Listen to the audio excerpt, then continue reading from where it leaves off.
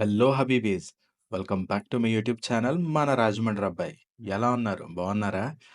Finally January అంతా full on busy, busy, busy schedule నడిచిందండి. మామూలు బిజీ కాదు ఏం చెప్తాంలేండి. ఫైనల్‌గా మీ ముందరకొచ్చేసాను మరొక వీడియోతో. ఈ వీడియోలో మనం ఓవరాల్‌గా డిస్కస్ చేసుకుందాం. అసలు 2025లో మనం యూకేకి రావచ్చా? ఏదైనా యూజ్ ఉందా? లేదా? ఈ మధ్య నాకు మోస్ట్ కామన్‌గా వచ్చే క్వెషన్స్‌లో ఇదొకటండి. నాకు లింక్డ్ఇన్‌లోనూ మెసేజ్ పెడుతున్నారు, చాట్‌లోనూ మెసేజ్ పెడుతున్నారు, మెయిల్స్ వస్తున్నాయి స్టూడెంట్స్ నుంచి, స్కిల్డ్ వర్కర్ నుంచి రావచ్చా? రాకూడదా? ఏం చేయొచ్చు? ఏం లేదు? అది ఇది అని చెప్పేసి చాలామంది మెసేజ్‌లు పెడుతున్నారు. సో, దాని మీద మనం డిస్కస్ చేసుకుందాం అని చెప్పేసి ఈ వీడియో చేస్తున్నాననమాట. సో, ఓవరాల్‌గా మనం కొన్ని టాపిక్స్ ఈరోజు కవర్ చేసుకుందాం. మేజర్ టాపిక్స్ మనం ఇక్కడికొచ్చినప్పుడు ఏమేం చూడాలి? ఏంటి? అనేది మనం డిస్కస్ చేసుకొని ప్రెజెంట్ సిట్యుయేషన్స్ ఎలా ఉన్నాయి ఇక్కడ? దానివల్ల మన మీద ఏమైనా ఇంపాక్ట్ పడతదా? మంచిదా? కాదా? ఏంటి? అది ఇది అనేది మనం మాట్లాడుకుందాం. Moving to UK is it worth or not అనేది మనం డిస్కస్ చేసుకున్నట్లయితే, అందులో ఫస్ట్ పాయింట్ వచ్చేసి స్కిల్డ్ వర్కర్ మీద, స్టూడెంట్ మీద. ఈ 2 మనం డిస్కస్ చేసుకుందాం. స్కిల్డ్ వర్కర్ మీద ఒకవేళ మూవ్ అయితే ఏంటి? స్కిల్డ్ వర్కర్ వీసాస్ యాస్ యూజువల్‌గా పెద్ద చేంజెస్ ఏం రాలేదండి. లాస్ట్ టైమ్ ఏ అప్డేట్స్ అయితే ఉన్నాయో 38,700 అదే నడుస్తుంది. ఇంకా కేర్ హోమ్ వాళ్ళకైతే ఇంకా తక్కువలోనే ఉన్నాయి. సో, ఒకవేళ మీరు స్కిల్డ్ వర్కర్ వీసా మీద ఉండి, మీరు ఒకవేళ ప్లాన్ చేసుకుంటున్నాను ఇక్కడ రావడానికి అంటే, అసలు ఏం ఆలోచించకండి. వచ్చేయండి ఫ్యామిలీతో పాటు. There is no problem at all. ఆ! ఈ మధ్యన కొన్ని అప్డేట్స్ వచ్చినియి. ఏంటంటే, అపోజిషన్ పార్టీ వాళ్ళు పెట్టిన ప్రపోజల్స్‌లో ఒకటేంటంటే, ఐఎల్ఆర్ రావడానికి 10 ఇయర్స్ చేయండి. దాని తర్వాత బ్రిటిష్ పాస్‌పోర్ట్ రావడానికి ఇంకో 5 ఏళ్ళు పెంచండి, 15 ఏళ్ళు చేయండి. అది ఇది అని చెప్పేసి ఆళ్ళన్నారు. యాస్ ఆఫ్ నౌ అవి ఏమి ఎఫెక్ట్‌లోకి రాలేదు కాబట్టి, అది జస్ట్ ప్రపోజల్. ఇప్పటిదాకా అది ప్రపోజల్ కిందే ఉంది కాబట్టి, మీరెక్కువ ఆలోచించొద్దు. స్కిల్డ్ వర్కర్ మీద ఒకవేళ మీరు ఉన్నారంటే, ఇక్కడికొచ్చేసేయండి. ఇంకా స్టూడెంట్స్ అంటారా? మీరు కన్సిడర్ చేయాల్సిందేంటంటే, మీరిక్కడికొచ్చిన తర్వాత చదువుకొని జాబు, స్పాన్సర్‌షిప్పు అనే లొల్లి చాలా ఎక్కువుంటది కాబట్టి, స్టూడెంట్స్‌ని మనం 2 టైప్స్ కింద డివైడ్ చేసేద్దాం. చదువుకొని ఎళ్ళిపోయినోళ్ళు, చదువుకున్న తర్వాత ఇక్కడ స్పాన్సర్‌షిప్ కావాలనుకున్నోళ్ళు. ఒకవేళ మీరిక్కడికొచ్చి చదువుకొని నేనెళ్ళిపోతాను, మళ్ళీ మన ఊరికెళ్ళిపోతాను, అక్కడికెళ్ళి నేను నా జాబ్ ఏదో చేసుకుంటా, నా బిజినెస్ ఏదో చేసుకుంటా అంటే, yes, you are more than welcome. And again as per update ఏంటంటే you cannot bring your dependents. డిపెండెంట్స్‌ని మీరు తీసుకురావడం కుదరదు. సో, మీరు రావచ్చు, చదువుకోవచ్చు, వెనక్కెళ్ళిపోవచ్చు.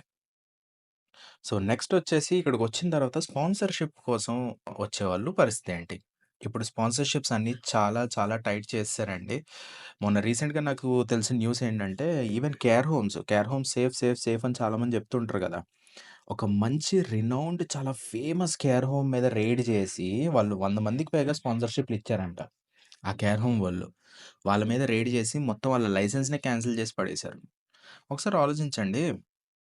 ఇక్కడ మనుషులు కొంతమంది 20,00,000, 25,00,000 కట్టి కేర్ హోమ్ వీసా కోసం అది ఇది తీసుకొని వచ్చేస్తూ ఉంటారు.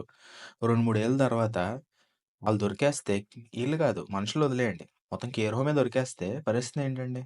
సో, ఒకసారి మీరు ఆలోచించుకోండి. సో, ఒకవేళ స్టూడెంట్స్ వచ్చి స్పాన్సర్‌షిప్ మీద షిఫ్ట్ అవుదాం. స్పాన్సర్‌షిప్‌లు దొరుకుతున్నాయా? దొరకట్లేదా? అంటే ఐ విల్ బి హానెస్ట్ అండి. ఎందుకంటే మీకు తెలుసు మనం ముసుగులో గుద్దుగులాట చెయ్యం. ఎందుకంటే టైం వేస్ట్. మీ టైం వేస్ట్. నా time waste. So, to be frank ఇప్పుడున్న పరిస్థితులను బట్టి స్పాన్సర్‌షిప్స్ చాలా తక్కువున్నాయి.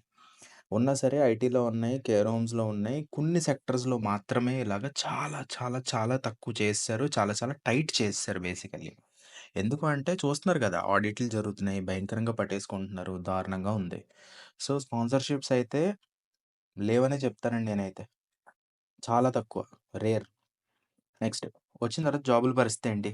ఒకవేళ మీరు స్కిల్డ్ వర్కర్ వీసా మీద వస్తే ప్రాబ్లమ్ లేదు. మీకు హాయిగా జాబ్‌తో పాటే వస్తారు.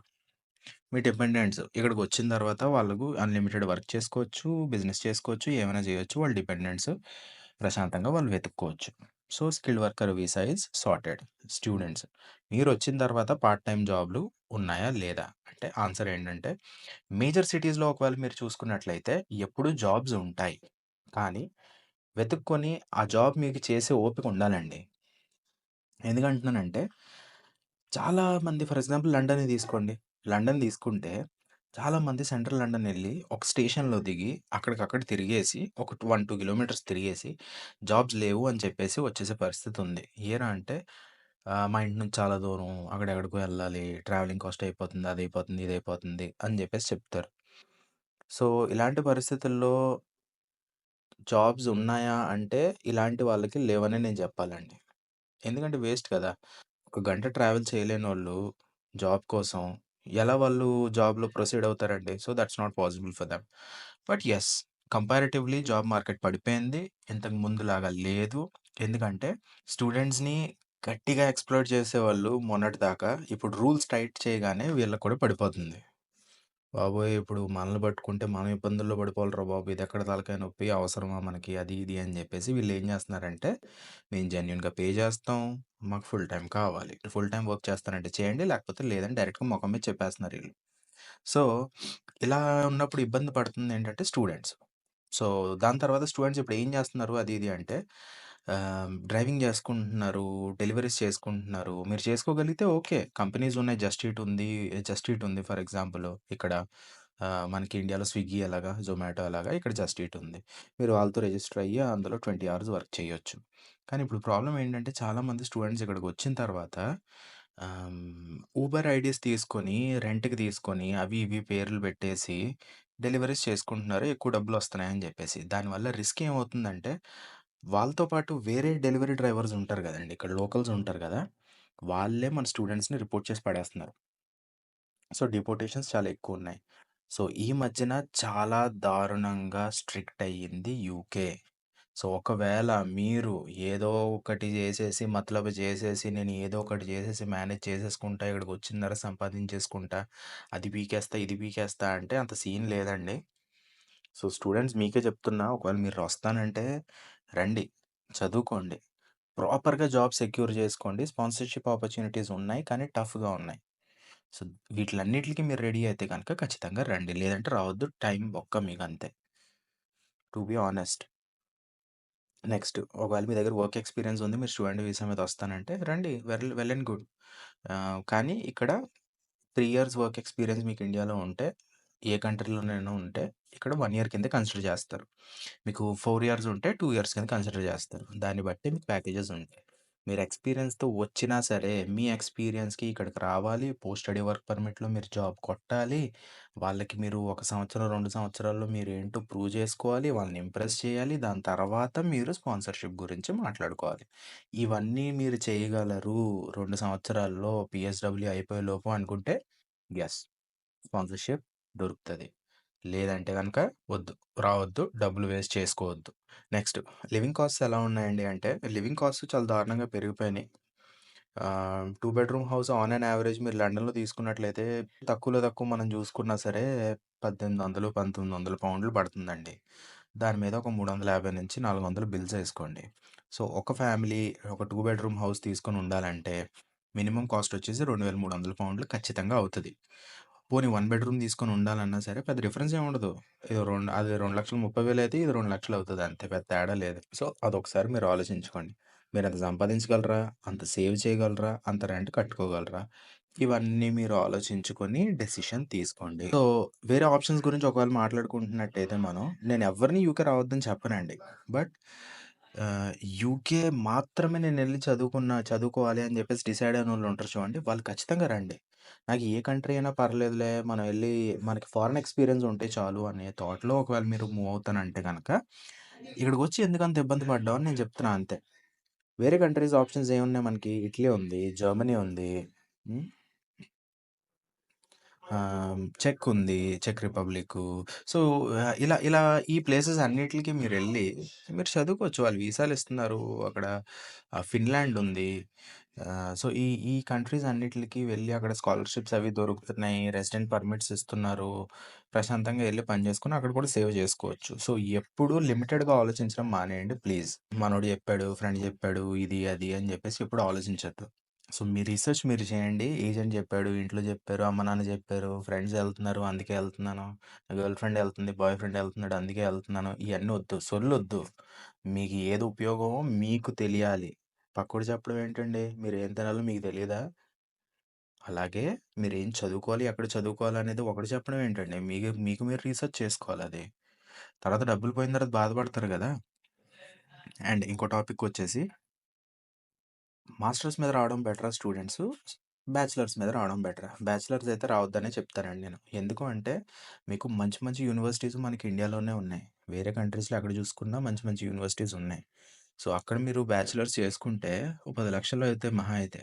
10,00,000లో మీరు బ్యాచిలర్స్ కంప్లీట్ అయిపోద్ది.